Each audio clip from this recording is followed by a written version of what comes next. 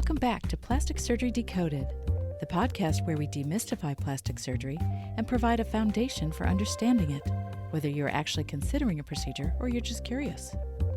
As always, I'm your host, Dr. Regina Nouhan, and in this season number 4, you'll find a new approach, including interviews and covering a wide variety of subjects.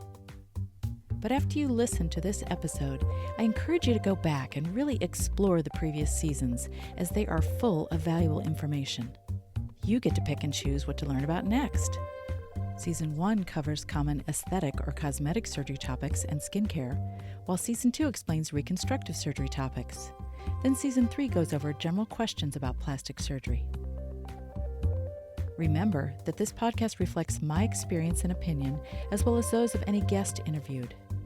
It is not intended to provide medical advice, nor is it a substitute for a formal consultation with your physician. So stay tuned for this interesting journey we'll take together in the ever-expanding world of plastic surgery. Let's go!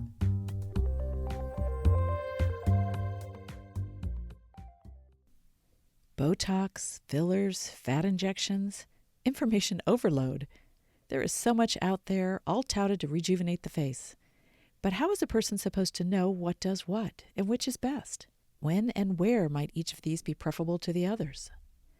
Enter Dr. Baldwin, plastic surgeon in Texas, who has extensive experience in coaxing the best results out of each of these types of injectables. In our discussion, she lays out what each of these is designed for and how to use it best. Sometimes a combination of them can actually produce the most desired results. Listen and learn. Well, I'd like to introduce our guest, Dr. Baldwin. Now, she is a Texan through and through, and she did the majority of her medical and surgical training at Baylor in Houston. Afterwards, she spent some time working at the prestigious MD Anderson on reconstructive plastic surgery before pivoting to private practice. Welcome, Dr. Baldwin. Thank you. Thank you for inviting me. Absolutely. Well, would you tell us a little bit about your practice now? Are you in solo practice, and what type of cases do you typically do? So I am in a private practice for plastic surgery. It is a solo practice. I'm the only one in the office and in the practice. I have done academic practice in the past, but currently I don't do any teaching or work with any residents. Mm-hmm. There was a time that I took care of a lot of breast cancer patients. Now I am only involved with cosmetic surgery. So that's elective appearance-based surgeries.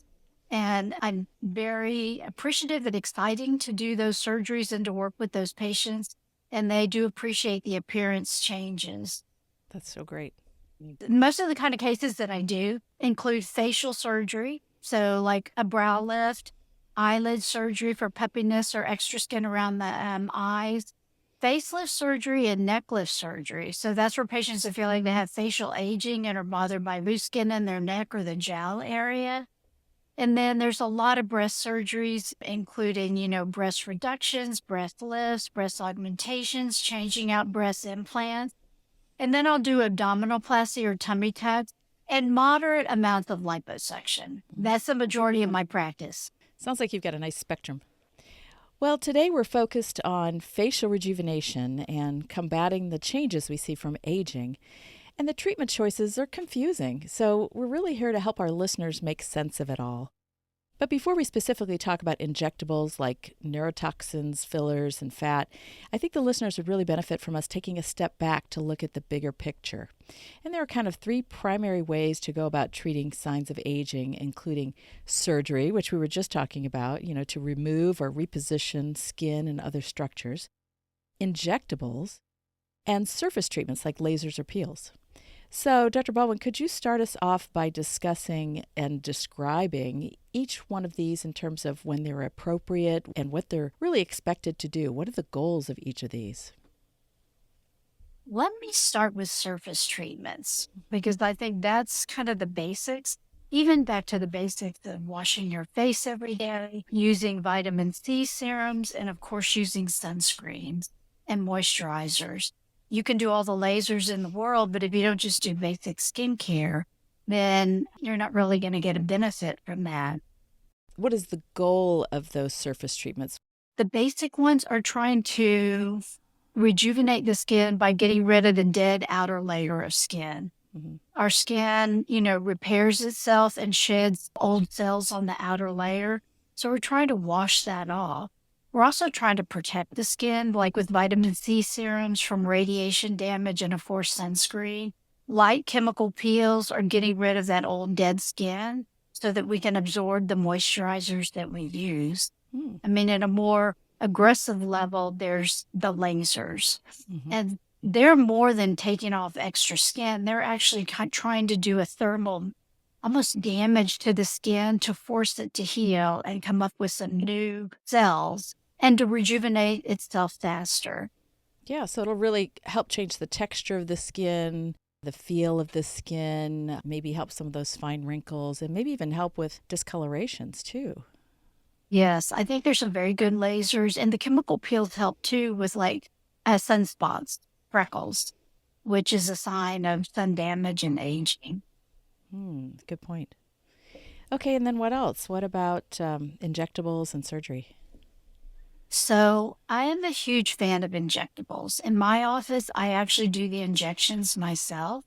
The good thing is that the community is very aware of these now and talk about it freely. It's not such a private treatment.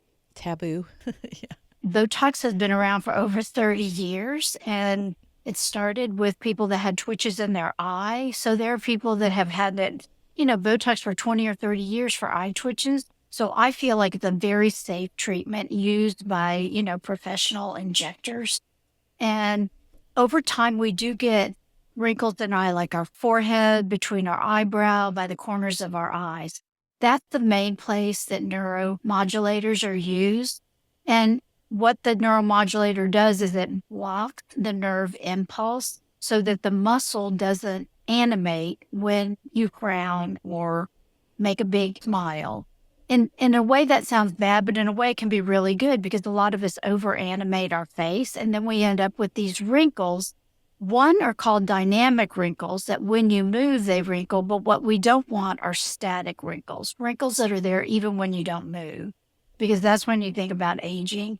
And so we're really trying to prevent those static wrinkles, but still have a natural movement, but just not quite so overly animated. Got it. So usually the Botox is in the upper part of the face. And then fillers, it turns out that part of facial aging is loss of volume, even at a stable weight. And fillers actually help plump up the face a little bit and also hydrate the face from underneath. So I do think that they are a maintenance that just helps us age better and just look better. It's kind of like getting your hair highlighted. It can be really make you feel good and it can make you look good. For sure. Well, then how does a person understand the difference of when you might need injectables versus surgery? Like, what is it about the facial aging that makes you think, oh, this person needs surgery if they really want to get the result that they're looking for? Right. I think people start looking to surgery, one, when you have a fair amount of loose skin in your neck. There are lasers for the neck, but they tighten a very small amount, and a facelift can literally reposition all that loose skin in the neck. And then the jowl area, kind of down at the bottom of the corner of the mouth where you get this heaviness. If that really bothers somebody, a facelift is really the only correction, that we have. So the jowl and the loose skin in the neck are where people really start transitioning to the idea of doing surgery. Yeah, that's really good for people to know, I think, because I do think sometimes people misunderstand that or get fooled into thinking that, non-surgical things can treat everything, but they can't, can they?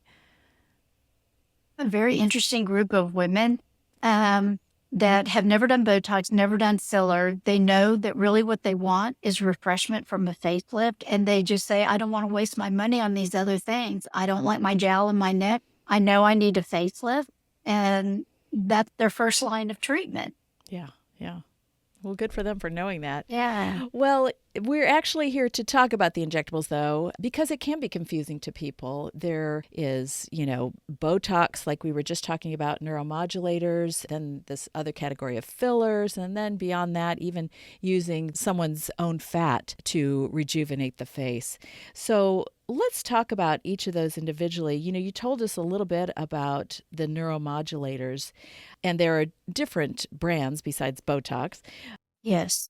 What are they best at treating in the face? What areas would you say are best treated? I think the neuromodulators are most effective for the upper part of the face.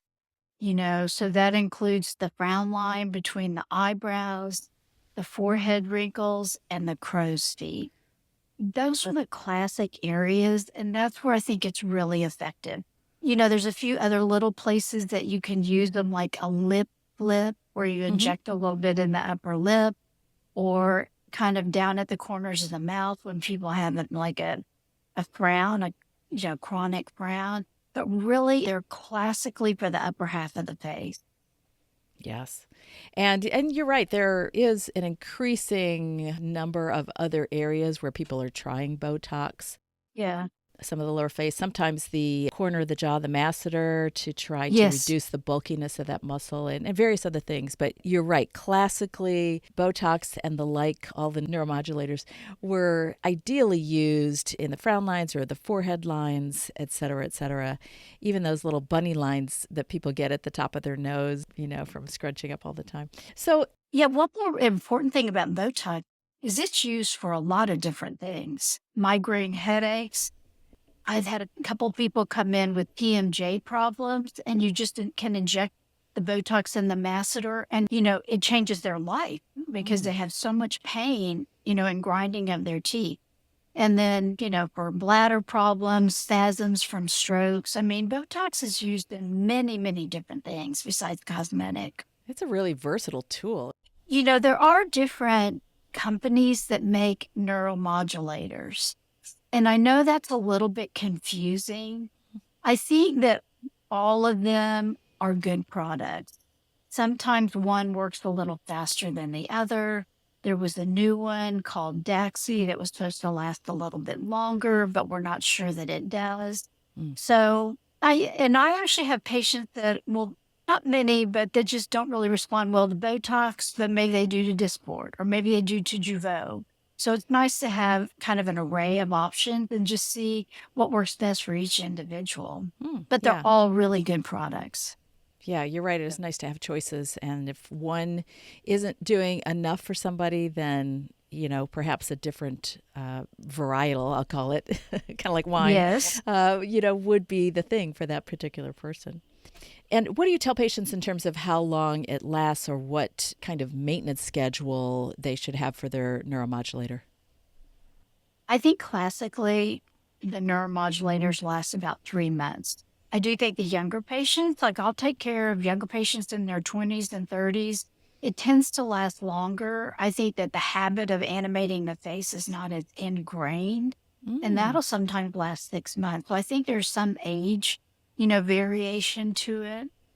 yeah, But really, I don't promise more than 3 to 4 months. that's probably safest. I'm also not the person that feels like you have to come in every 3 months. Most of my patients are really busy. And I always say when it starts to bother you enough that it gets to the top of your priority list, then come in and let's, address it. That's a really good way to phrase it. Yeah, because this is about what bothers them to begin with. And so if it's really not a big issue yet, then why wouldn't they wait until it becomes something that's problematic? Right. So yeah, that's a good way to phrase it. Well, let's shift gear and talk about fillers a little bit more. What is a filler? What's it made of? Or what are the choices? And how do you use that in the face? Are there different areas, different targets that you're trying to change with filler? Right. That's a great question. So I think a filler is more in the mid and lower part of the face. The fillers have been around again for 15 to 20 years. The main filler, the early ones were collagen and you had to be allergy tested and they only lasted a month. Now there's a beautiful array of hyaluronic acid fillers. So I think people are much more familiar with hyaluronic acid. It's in skincare. It's a hydrating gel. And we have hyaluronic acid in our joint spaces, in the vitreous of our eye. So to me, I can't say it's natural, but it's very biocompatible. And the other really important thing to know is that there is an injection that will dissolve it. So if you were to have a hyaluronic acid filler, there is hyaluronidase and it will dissolve it away. So I think that makes people a lot more comfortable, and I think it makes them more safe. Yeah. So if someone's having a problem or they just don't like how it turned out, you can inject this to make it go away. Yes, like if you had it in your lips and you just felt like that was too uncomfortable, then you can, dissolve it. Hmm. I mean, I think the nasal labial fold and kind of the marionette line, which is a depression between the corner of the mouth down to the jowl, those are two classic places where we were putting, the hyaluronic acid. And I would say that it lasts 9 months to a year because your body has hyaluronic acid. It naturally breaks it down. And if you think about it, that's actually a really good thing. You don't want a permanent filler because you don't want to age around your filler, and your filler is one place and then your aging went someplace else. Mm. So I do think it's wise that we have, biodegradable fillers. Now, I mean, in addition to the nasal labial fold, a lot more we put it in the cheek area and kind of the mid cheek area, and even sometimes underneath the eye where there's a little hollow area where the orbital rim is. Of course, filler is put in the lips. One of the problems with filler in the lips is that your lower lip is actually supposed to be larger than your upper lip. So when people get too much filler in their upper lip, it looks unnatural. And that's because your lower lip is supposed to be bigger than your upper lip. And the other thing I can say about filler, well, two things. One, I think it is hydrating. It brings in fluid. So I think it literally improves the texture, the quality, the moisture of your skin. I think it's great, for that. So I really do think that it's a very good product. There's another filler called Sculptra, which I don't really use. It's actually particles of material, and you inject it. You don't see a result right away. With the hyaluronic acid fillers, you see a result literally right away. So immediate gratification is a wonderful thing. Sculptra I don't use because it's actually an inflammatory nodules that is stimulating collagen. So that's what plumps it up. That's right. And so it's a series of 3 injections that takes 6 months to really see a result because you're actually inciting an inflammatory response. So it's good. I just choose not to use it. Well, I think that's helpful for people to hear that even though you can use filler everywhere and Botox, throughout the face, although primarily the upper third of the face and then filler is more commonly used in the lower 2/3 of the face. I think that helps people kind of sort that out in their minds. But let's talk about fat, which is really a type of filler, but using your own fat. How is it used? How is it harvested and injected? And would you use it in the same areas you would normally put any other filler? I think fat injections are fantastic. One thing to remember is they are not reversible. So being conservative is a good thing. I usually do fat injections when I'm doing a facelift. Someone has a very thin face, and I just want to give them a little bit of volume as well as to reposition the tissue. And I'm already in the operating room. So it is your own tissue. Theoretically, whatever gets revascularized, which is probably 60 to 80% of what you inject, is forever. It's your tissue. It's your own fat cells that are living with you. And the way that you harvest the fat, I use the stomach, the inner thigh. We all have a little extra there, don't we? That's right. It's a win-win. Yeah. And you use kind of a metal cannula and gently suck that out. And then sometimes you centrifuge or you wash the fat and you reload it in a syringe, a very small syringe. And you make little tunnels and deposit that fat like a string of pearls so that each little fat cell can get its own blood supply. I use it in facelifts, mainly like in the cheek area. It's very good for underneath the eye when that's hollow, nasolabial. So I use it kind of in the same places that I use filler. Mm-hmm. And it just gives kind of a healthy volume that is long lasting, to the face. And I'm really happy with the results, and they're happy with the results too. Nice. So do you feel like fat has an advantage over other filler that was not harvested from your own body, shall we say? The only downside of fat is it's not very structural. Some of the Mm. fillers are more cohesive. Like if you want to augment along your jawline, you have these cohesive fillers that kind of give lift. If you think about fat, it's very soft Mm-hmm. and it also kind of spreads out. So it's not going to give as much of a lift as maybe fillers. And it turns out that in the lips, sometimes fat, your lips are moving so much from the minute you put it in that it never really stays around. And so fillers can be better in the lips than fat. I think those are great points. Very insightful to hear about the structural potential as compared to, say, a filler that was use word cohesive, and the listeners might understand that as thicker, if you will, or holding its shape a little bit better. Yeah. One of the beauties of the hyaluronic filler is that it comes in a syringe at room temperature. You just open it up and it just takes, a minute to inject it. Whereas fat, you have bruising from where you Yeah. took the fat. It's just much bigger commitment. Yeah, it's a whole procedure. Yes, that's all procedure. Yeah. Well, what about downtime for these various injectable types? Whether it's neuromodulators, fillers, or fat injection, is there a big difference?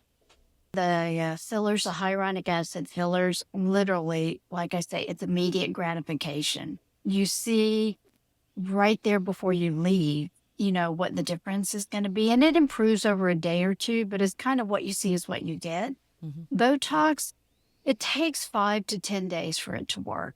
So it's a little bit of a process. We always call patients like 10 days later. How does everything look? Do you need a touch up? Is everything even?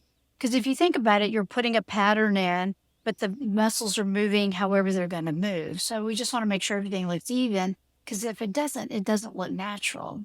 Mm-hmm. And the fat, the problem is because you're making all these tunnels, there's bruising and swelling. So, and it takes 2 to 3 weeks for the swelling to go down. So a little bit more of a process, like you said. Yeah. Plus, you've got the area that you harvested the fat from, where you took it from, so that has to heal too. Exactly. And how about the length of time that the effects last? Now, we said with the neuromodulators, the typical ones, 3 months or so, sometimes longer, and maybe with Daxify we're getting even longer. It's hard to tell yet. But the various fillers, there are different types of fillers that will last longer than the others. And then the fat, you said the amount that survives would permanently last, theoretically.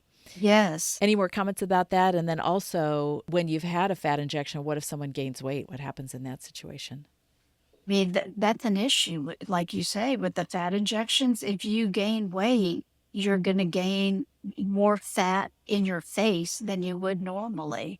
Mm. So it's something to discuss with the patient. You need to stay at a stable weight to get a good long-term result. That would be motivation right there to That's keep your right. weight under control. I think one interesting thing about the fillers is where you place it on the face, depending on how mobile that is, that's how long it lasts.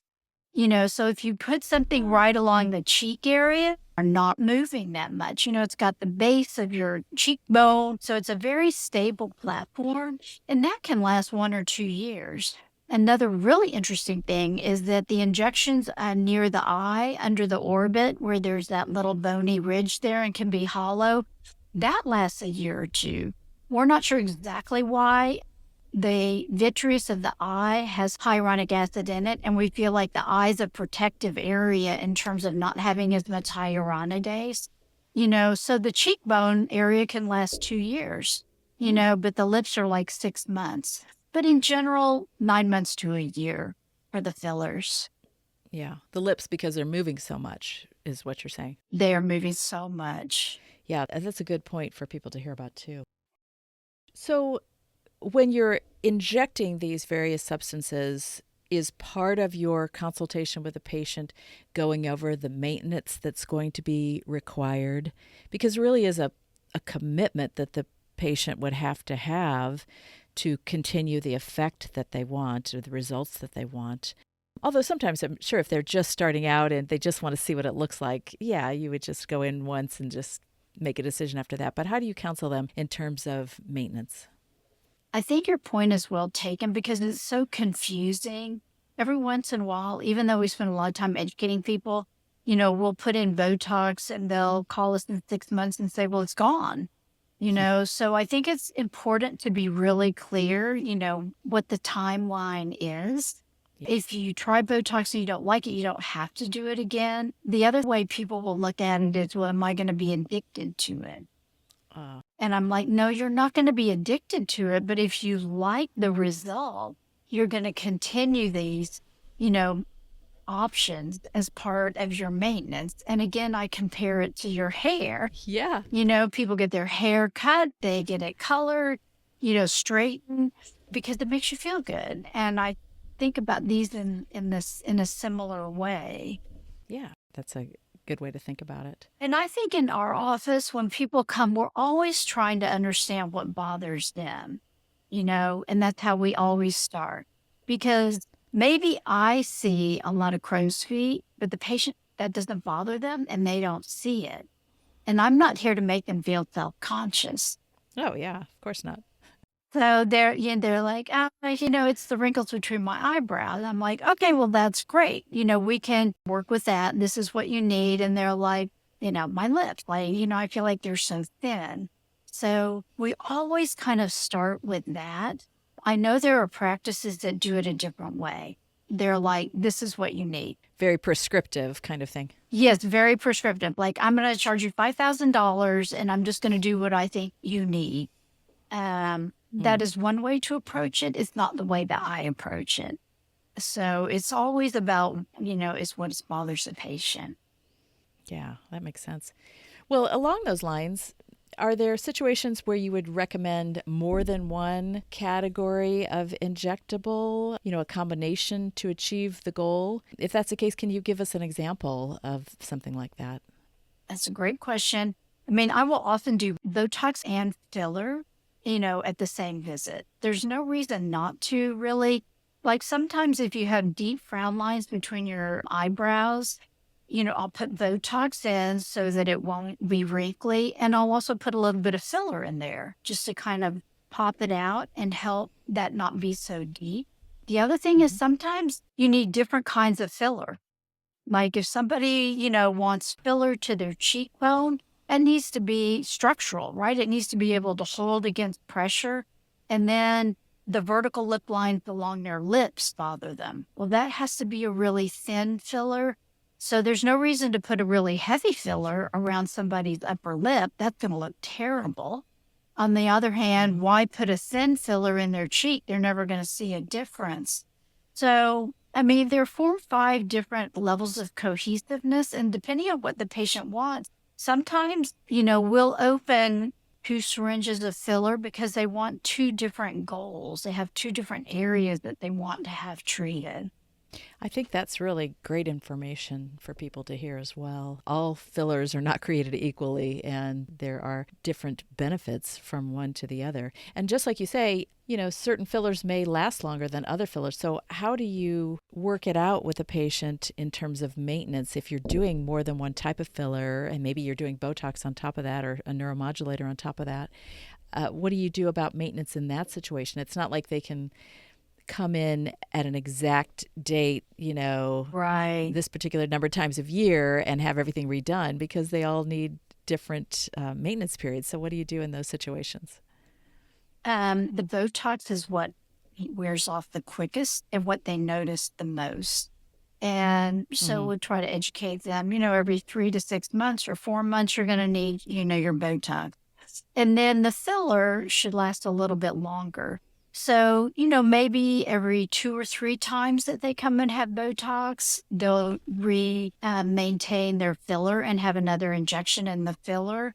But I think the filler, as it, dissolves, is a lot more subtle and people don't feel as pressured to stay up with that. Mm-hmm. And so usually we're able to, kind of fishtail them together with the Botox being the driver as to what they notice, the most.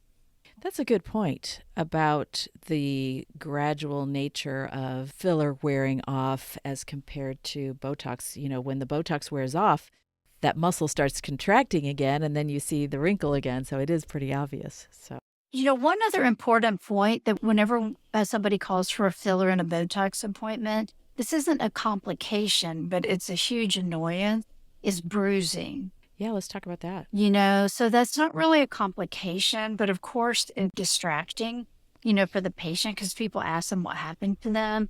So we always tell people, do not take anything that thins your blood for 10 days before the filler or the Botox.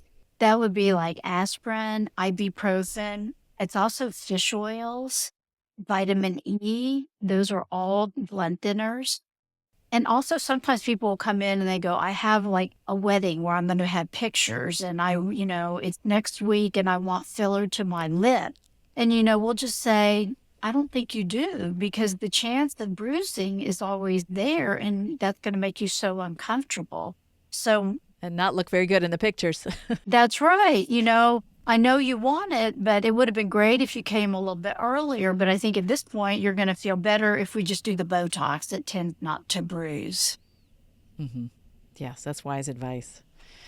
Well, gosh, you have given us such great information, just really the basic understanding that people need to have when they're interested in injectables in particular. We've talked about the categories that are available now. I'm just wondering what you'd like to see on the horizon. Any future advances in facial rejuvenation that are maybe just not quite here yet? What do you think? Going back to the fat injections, it's pretty interesting because we know fat is a volumizer, but originally some of the fat injections were to improve scars, like facial scars from military injuries. I think everyone's heard about stem cells. We're still not even sure what stem cells are, in terms of how do you categorize them? Where do you get them from? Are there plant stem cells, human stem cells?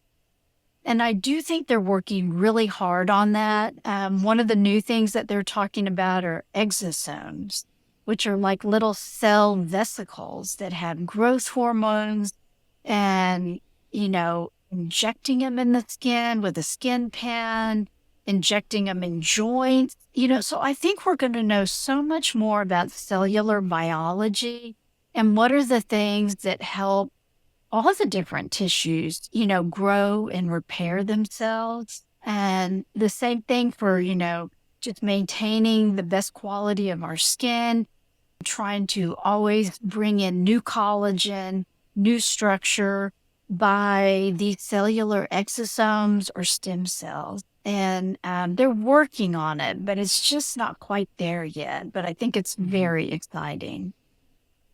It is going to be great when we make more progress along those lines. And it is happening, as we speak, which is wonderful. And actually, you brought up exosomes. A couple of episodes ago, I did an episode about exosomes, which was really fun. But yeah, we're not quite there yet. Yeah, I have to listen to that. That's wonderful. Oh, yes. I would encourage you to. Well, how about any final thoughts you have for the listeners about either our subject today or just plastic surgery in general? Sticking with the face, I do think that all plastic surgeons are better and better at doing facelifts, and that, there's not so much tension on the skin. There's repositioning the fascious mass layer over the muscles as opposed to pulling tight. And I don't know why some very famous people get very bad facelifts. I mean, to me, a good facelift is where your friends go, gosh, did you lose weight? You look good. Not like, did you have a facelift or did you have your eyes done? Or like, when did you have that facelift? Right. I know you had it. I can tell. Yeah. I mean, That's the same thing with the filler. The only time that people notice that you had filler is when it's not done naturally. So Excellent point. if your Botox and filler has been well done, people don't notice. They just think you look good. So I really do think that facelifts are getting better and better, natural, refreshing, and I'm very happy for that. And I think, patients are much more open to having a facelift now than they used to be. And patients should go someplace where they get a good natural result with their filler and their Botox. They don't need spocky eyebrows. That's not a good look. Excellent. And until they're ready for that facelift, they've got some great choices for injectables and other things as well. So, Dr. Bonnie Baldwin, thank you so much for being with us today and sharing your knowledge with everyone. Really appreciate it. Thank you, Dr. Nouhan. Take care.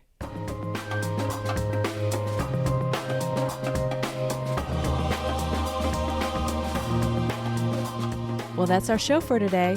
Hope you enjoyed it and learned something too. Don't forget to subscribe, rate, and review. Please share this podcast with someone else who might be interested. And while you're at it, check out the podcast website for related topics to explore. It's www.plasticsurgerydecoded.com. And as always, thank you for listening to Plastic Surgery Decoded.